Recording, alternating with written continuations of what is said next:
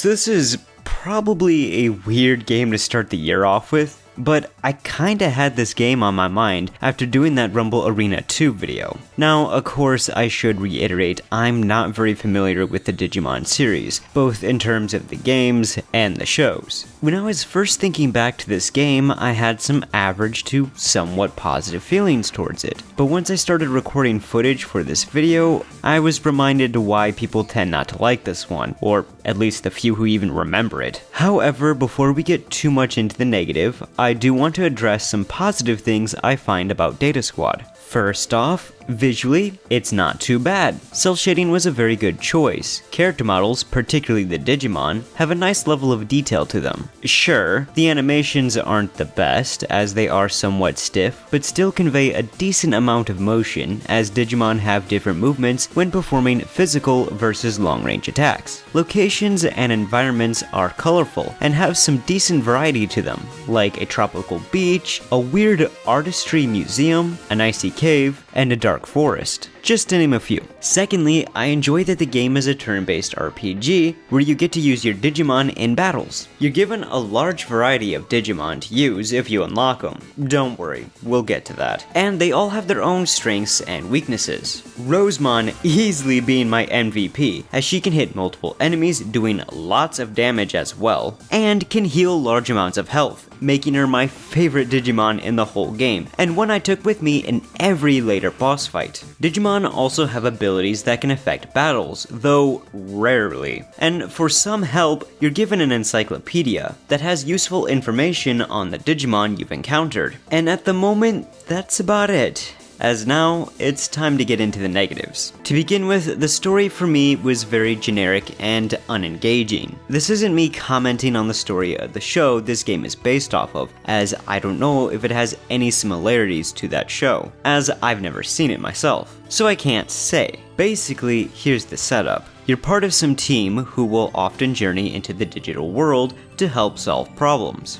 Recently, there have been some reports of children going missing, and it turns out they are being kidnapped into the digital world and turned into evil Digimon. Your team's goal is to save these kids and figure out who or what has been behind the kidnappings and why. You'll meet some characters along the way, but personality-wise, they don't stand out much to me, and become forgettable. I only remember characters kinda because of their Digimon. It's okay that the story is basic, it's just the lacking interest or entertaining characters, as well as having no standout moments, makes the story fairly forgettable to me. This, however, is the smallest issue I have with the game, so let's get into the gameplay. As I have said before, this is a turn-based RPG. You'll often go to small dungeon areas that aren't too difficult to navigate, then return to your base, which is only a menu, and then go to the next place, and rinse and repeat. Now you can probably imagine that this gets rather repetitive, and I would be more fine with that if we had an actual hub area to explore and NPCs to interact with. Because without that, the world ends up feeling so empty and lifeless, which to me is just a shame.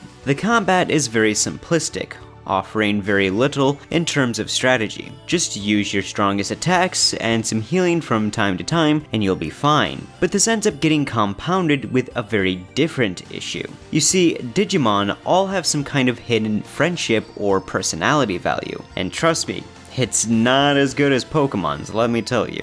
This friendship value completely dictates what moves your Digimon will use, and it can get pretty intrusive. So if you're wanting to heal or boost your attack, but the Digimon doesn't want to use a guard move, then too bad. What's even worse is if you're wanting to attack someone, but your Digimon wants to flee instead. There are some support actions and items you can use to affect each Digimon's personality or friendship values, but this ends up wasting a turn as well as the player's time. Speaking of which, this game is littered with long loading times, and here's just a couple examples for you to get an idea of this yourself, like opening a menu,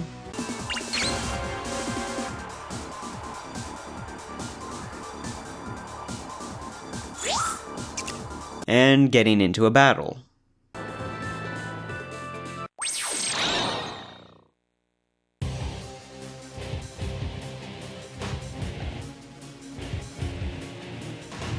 Then we have the ability to unlock new Digimon, which you can take a look at in this evolution map. Every Digimon will have different requirements to unlock their evolutions, and at first, it's kinda neat and becomes fun unlocking new Digimon, seeing who you'll get, as I'm not very familiar with these creatures. Unfortunately, a fair amount of these requirements are redundant, tedious, or just plain bizarre. For example, sometimes you'll need to have received so much damage, have a certain amount of money, or even fleeing so many times. The requirements that revolve around side quests are fine to me, and I do like that returning to previous dungeons can have a couple of hidden bosses. While I may have listed a few odd requirements that do kinda bug me, I won't lie and say that the ones where you have to beat so many Digimon of a certain class or rank annoyed me way more. This would be because, while the encyclopedia does give you some helpful information, it unfortunately doesn't tell you where these Digimon can be found, which is some very necessary info. Despite all these issues, the game is overall fairly easy, both in terms of battles and dungeons. Though I do have to give some credit to the dungeon that looks like it takes place at Mount Battle from Pokemon Coliseum, as it's a more complicated one to navigate, and I appreciated that. It made you think a little more. With all this being said,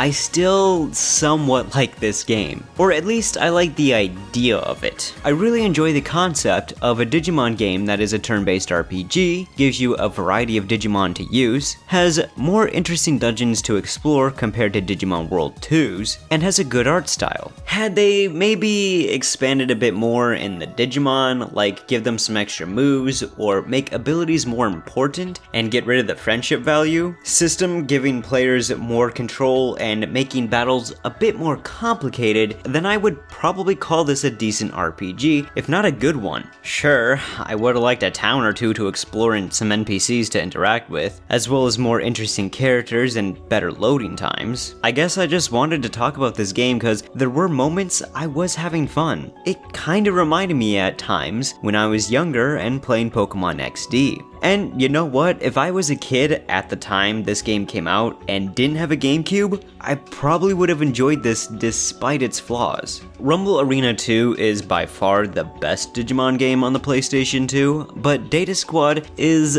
the less than mediocre game that, with some tweaks, could have been more. It's certainly better than Digimon World 4, with its obnoxious grinding, poorly implemented combat and platforming, and very boring dungeons and character options. From what I can tell, it seems that the Digimon Cyber Sleuth games fix a lot of the issues I have with Data Squad, and if that's really the case, then I would like to give them a try sometime. So yeah, this is just me wanting to reflect on a game that isn't good, but possibly could have been. Thanks for listening, and if you're a fan of Digimon, feel free to tell me what games in the series you would recommend. I'm MCB, and next time, I'll be taking a look at an interesting recommendation someone made, so I'll see you all then.